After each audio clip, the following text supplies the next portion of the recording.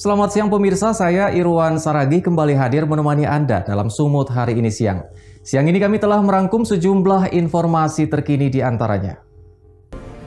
Pasca diperiksa KPK, Wali Kota dan Sekda Tanjung Balai tidak masuk kantor. Bawa sabu 25 kg, BNN tangkap oknum anggota DPRD Biren tersangka dibawa ke BNNP Sumatera Utara. Perjuangan Kartini Medan penyapu jalan di masa pandemi. Selain cuplikan berita tadi, kami juga akan menghadirkan beragam informasi lainnya. Pemirsa, kita awali Sumut hari ini siang selengkapnya.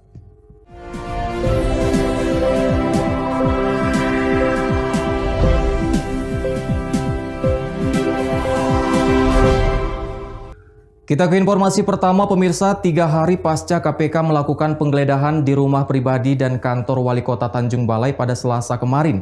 Kini keberadaan Wali Kota tidak diketahui. Ruangan kerja Wali Kota tampak sepi dan tidak ada aktivitas.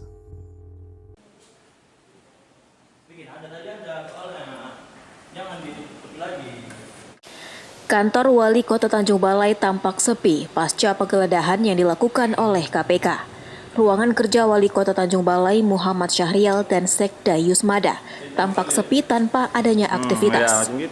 Kadis Komunikasi dan Informatika Walman Girsang mengatakan bahwa keberadaan Wali Kota tidak diketahui dan semua akses ke Wali Kota terputus. Selain itu, kedua ajudan pribadi yang selalu mendampingi Muhammad Syahrial telah ditarik dan kembali ke Kesatuan Kodim 0208 Asahan. Jadi keberadaan Pak Wali kami pun belum tahu, karena memang belum dapat berkomunikasi. Tapi perintah-perintah secara media, kalau komunikasi untuk tugas seperti yang dinyatakan di dalam Facebook ya kita melaksanakan.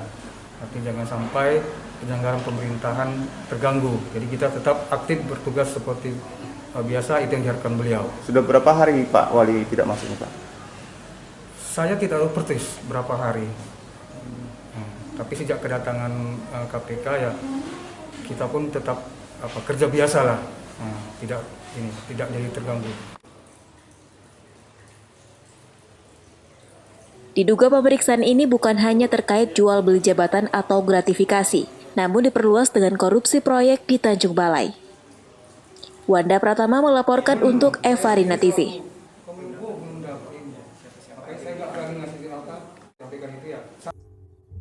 Sementara itu pemirsa, 4 anggota DPRD Kota Padang Sidempuan mengungkap perbuatan korupsi suap yang terjadi saat pembacaan notulen pembahasan laporan pertanggungjawaban Wali Kota Padang Sidempuan tahun anggaran 2020 pada April 2021 lalu. Perbuatan melawan hukum ini berujung laporan polisi dari 4 anggota DPRD.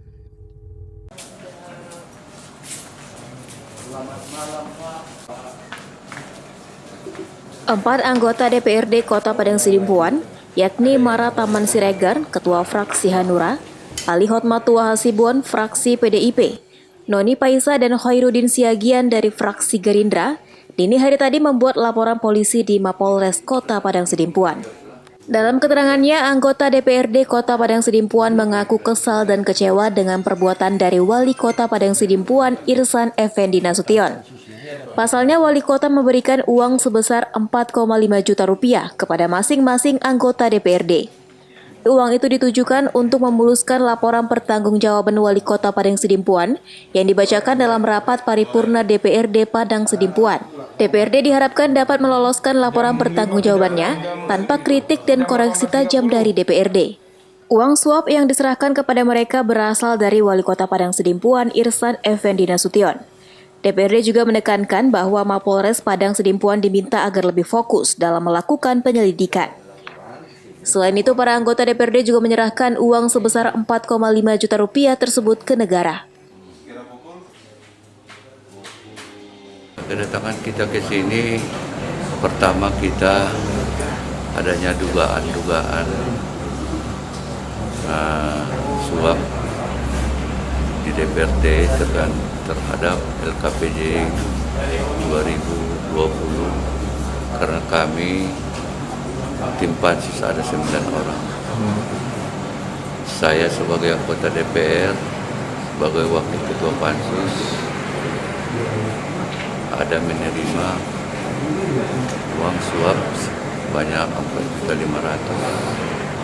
Tentu saya sebagai warga negara yang baik di umur yang tua ini, tentu saya harapan saya uang ini tidak jelas bagi saya, maka saya kembalikan. Azan Sinaga melaporkan untuk Evarina TV. Ormas Kepemudaan GNPKRI melakukan unjuk rasa di Mapolres Kota Padang Sidempuan. Ormas meminta agar Polres Padang Sidempuan serius menangani dugaan suap di DPRD Kota Padang Sidempuan saat pembacaan dan pembahasan LKPJ Wali Kota Padang Sidempuan awal bulan April lalu. Puluhan massa yang tergabung dalam Gerakan Nasional Pencegahan Korupsi Rabu siang mendatangi Mapolres Kota Padang Sidempuan untuk berunjuk rasa terkait adanya dugaan korupsi di DPRD Kota Padang Sidempuan. Dalam orasi, mereka meminta agar Polres Kota Padang Sidempuan serius dalam menangani dugaan korupsi di DPRD Kota Padang Sidempuan.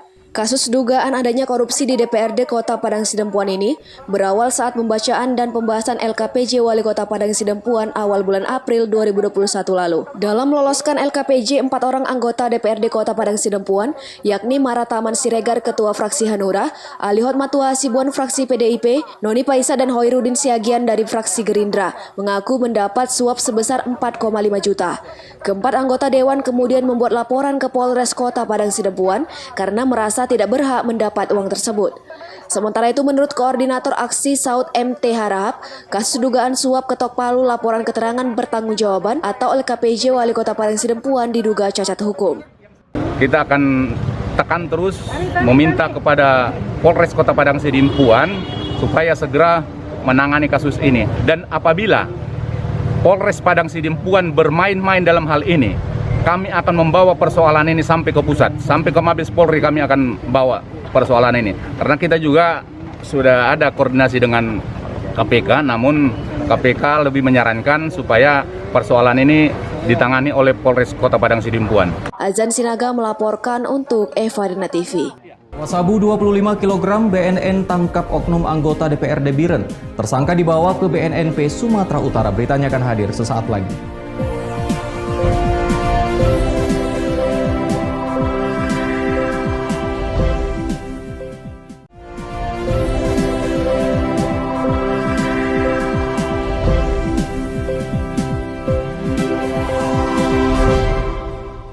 Terima kasih Anda masih bersama kami pemirsa. BNN Pusat menangkap oknum anggota DPRD Biren Aceh saat menyelundupkan sabu-sabu dari Aceh menuju Jambi. Saat ini ketiga tersangka dan barang bukti dibawa ke kantor BNNP Sumatera Utara.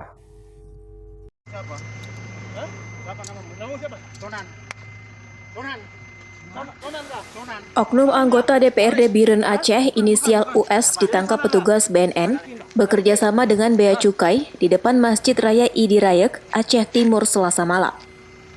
Selain oknum dewan tersebut, petugas gabungan juga mengamankan dua tersangka lainnya inisial M dan M.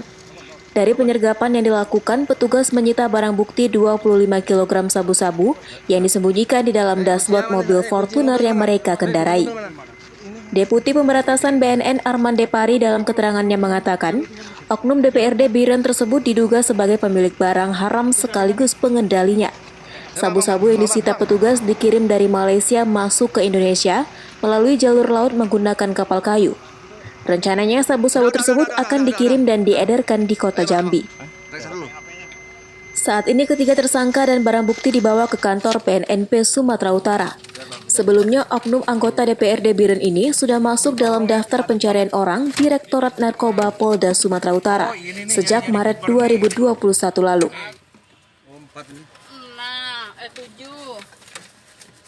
3 orang tersangka telah ditangkap dalam kasus penyelundupan 25 kg narkoba jenis sabu dari Malaysia. Salah satu di antaranya mengaku oknum anggota DPRD Biren atas nama Usman Sulaiman. Yang bersangkutan adalah pemilik dan sekaligus pengendali, dan Usman juga termasuk dalam daftar pencarian orang atau DPO Polda Sumatera Utara dalam kasus narkotika. Wahyu Pratama melaporkan untuk Evarina TV. Kita ke informasi berikutnya, pemirsa. Sejumlah warga di Kecamatan Tanah Jawa, Kabupaten Simalungun, Sumatera Utara meminta pemerintah Provinsi Sumatera Utara untuk melakukan perbaikan akses jalan lintas Pematang Siantar Tanah Jawa, yang mana hingga kini jalan masih rusak.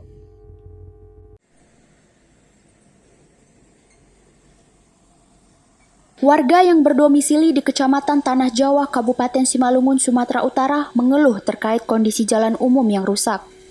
Selain itu, tebing penahan jembatan juga amblas ke dasar jurang. Akibatnya warga khawatir jembatan berpotensi rubuh kembali. Jembatan Tanah Jawa merupakan akses utama warga dari kota Pematang Siantar menuju Tanah Jawa, kemudian biasa digunakan warga untuk mengangkut hasil tani warga.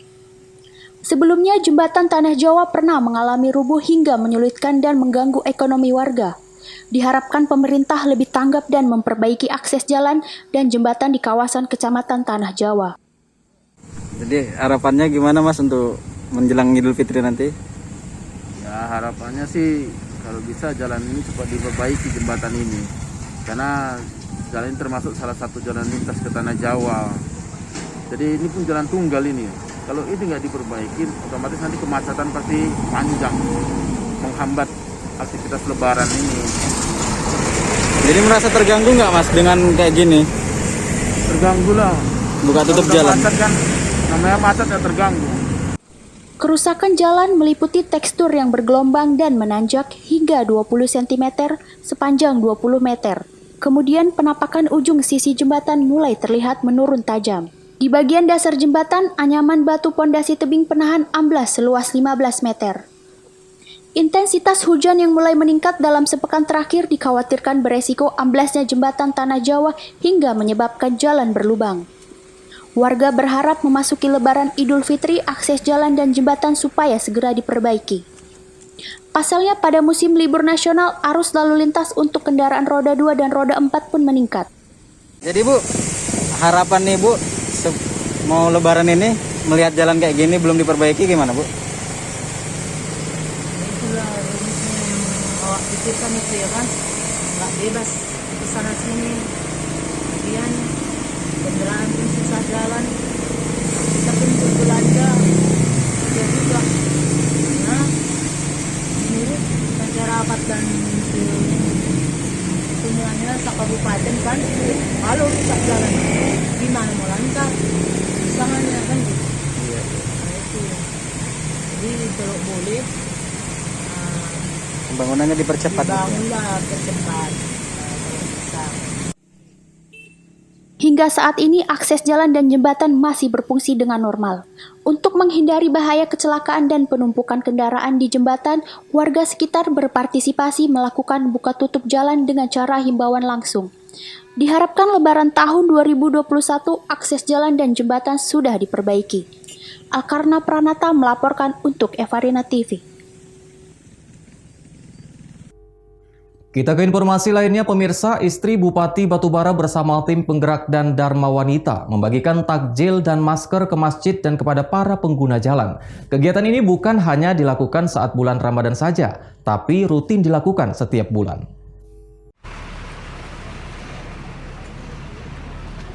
Dalam pembagian takjil tersebut, Ketua TP PKK Batubara Maya Indria Sari Zahir bersama tim menyambangi 14 masjid yang berada di Kecamatan Saibalai.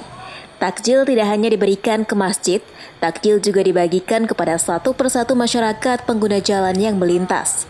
Selain itu, mereka juga membagikan masker gratis. Menurut Ketua TP PKK Batubara Maya Indria Sari Zahir, 700 bungkus takjil beraneka ragam jenis bubur dibagikan. Maya menambahkan berbagi kepada masyarakat ini merupakan kegiatan rutin setiap bulannya. Sore ini kami membagikan takjil di Kecamatan Saibalai. Ada berapa masjid dan berapa banyak takjil yang diberikan, Bu? Masjid yang kami berikan takjilnya ada 14 masjid dengan jumlah 700 takjil. Tadi kan ada bagi masker juga ya, Bu ya? Iya, sekalian bagi masker. Tujuan dari kegiatan ini sendiri apa, Bu? Tujuan ini sebenarnya untuk sedekah kami pribadi yang memang rutin rutin setiap bulannya sebelum Ramadan juga kami memberikan sedekah, dan karena ini bulan Ramadan kami memberikan takjil untuk buka puasa.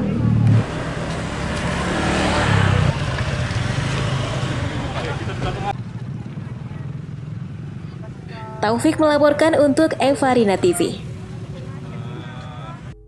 Sumut hari ini masih akan kembali dengan informasi menarik lainnya. Tetaplah bersama kami.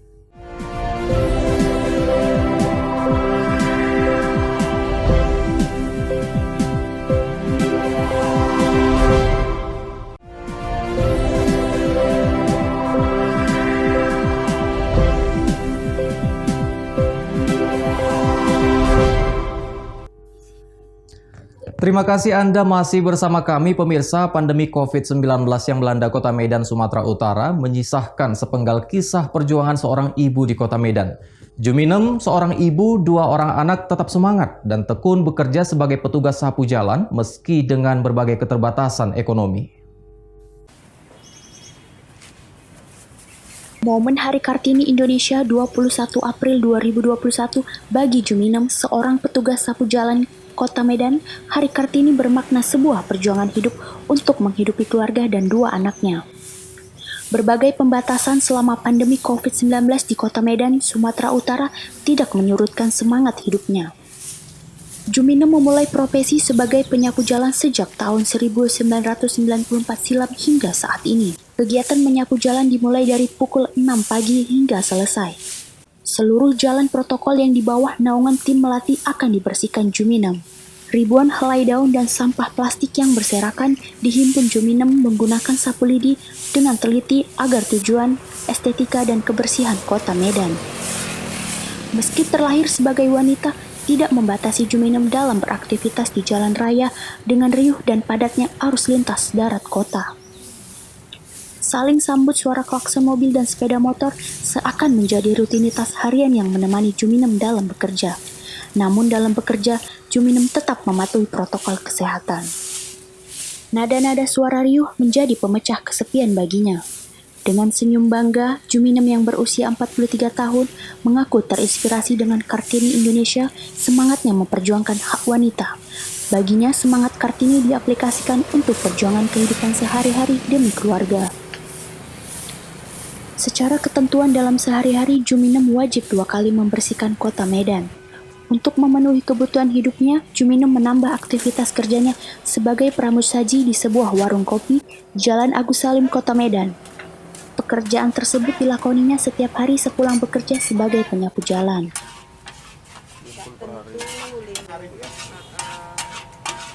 Supaya memperhatikanlah kinerja sebagai tukang sapu jalan.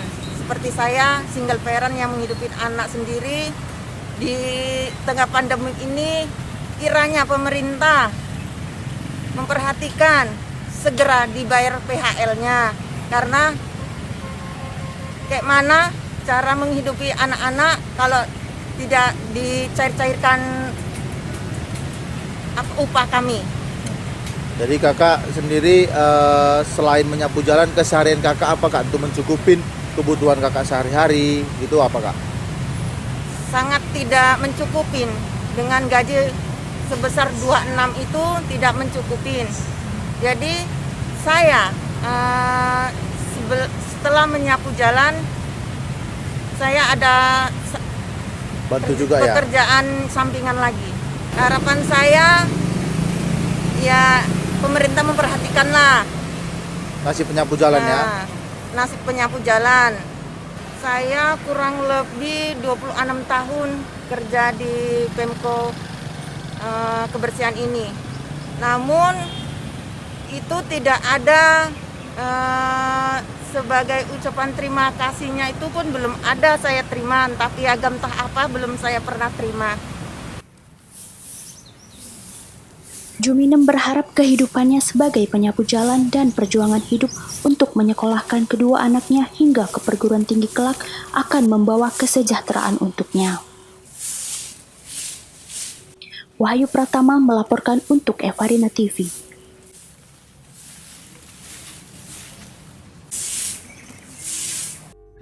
Informasi menarik berikutnya pemirsa, sebuah masjid unik dengan dinding kaca serta bentuk yang menyerupai Ka'bah terdapat di kota Medan, Sumatera Utara. Masjid yang dibangun pada tahun 2013 lalu ini menjadi salah satu pilihan umat muslim di Medan saat melaksanakan ibadah pada bulan Ramadan. Berlokasi di Jalan Kemuning, Kecamatan Medan Baru, Kota Medan, Sumatera Utara, Masjid Al-Raudah berdiri dengan kokoh di antara rumah warga. Masjid Al-Raudah punya keunikan karena desain semua dindingnya terbuat dari kaca dan menjadi satu-satunya yang ada di Sumatera Utara. Di samping itu, beberapa hiasan terbuat dari kayu. Masjid yang dibangun tahun 2013 ini juga memiliki desain yang mirip dengan Ka'bah, sehingga menimbulkan kesan unik tersendiri bagi orang yang melakukan ibadah. Seperti diketahui, filosofi kaca sendiri berarti transparan, dan masjid ini terbuka untuk para pelintas yang ingin melaksanakan ibadah pada bulan suci Ramadan 1442 Hijriah. Sementara ukuran menyerupai Ka'bah berarti agar para jamaah yang berada di sini merasa dekat dengan Ka'bah atau Masjidil Haram seperti di negara Arab Saudi. Pada tahun 2013 oleh Buya Dr. Andes Haji Sofyan Ras AKM, dan ini didirikan untuk mewujudkan rasa cinta Buya terhadap ibundanya almarhumah Hajjah Jamaliyah binti Abdullah. Bang, di masa pandemi ini Bang, seperti apa Bang tata cara bersembahyang atau beribadah di masjid ini Bang? Ya, di masa pandemi ini agak sedikit berbeda pada masa sebelumnya. Tentunya pada saat ini pelaksanaan ibadah sholat 5 waktu tetap dilaksanakan dan sholat tarawih tetap dilaksanakan, tentunya dengan menjaga protokol kesehatan yang sangat ketat. Di mana kami di sini menyediakan sudah menyediakan sap-sap, ya, ada yang tanda silang, ya, itu tentunya tidak boleh diisi oleh jamaah, dan bagi jamaah yang hendak sholat di masjid kaca ini tetap menggunakan masker selama pelaksanaan sholat berlangsung. Bang, boleh sedikit Bang, ini Bang tahu Bang, ini kan kaca semua Bang. Apakah semua bentuk teksturnya ini terbuat dari kaca atau ada tambahan bahan lainnya Bang? Ya, bisa kita saksikan, ya, bahwa untuk bangunan utamanya sendiri memang terbuat dari bahan kaca, ya, dan ini ada yang mengatakan masjid Ka'bah, gitu ya. Namun tidak semuanya kaca, ya, seperti Kubah bukan dari bahan kaca, ya, dan sekarang sudah ada perluasan masjid, ya, di mana kita bisa lihat ada tiang-tiang dan penambahan bangunan, ya, jadi masjid ini terlihat lebih luas seperti itu. Arsitektur masjid yang modern dan unik diharapkan dapat menularkan sikap spiritual generasi tua maupun muda. Selain itu, dapat menambah minat generasi muda untuk memperdalam ilmu agama. Wahyu Pratama melaporkan untuk Evarina TV.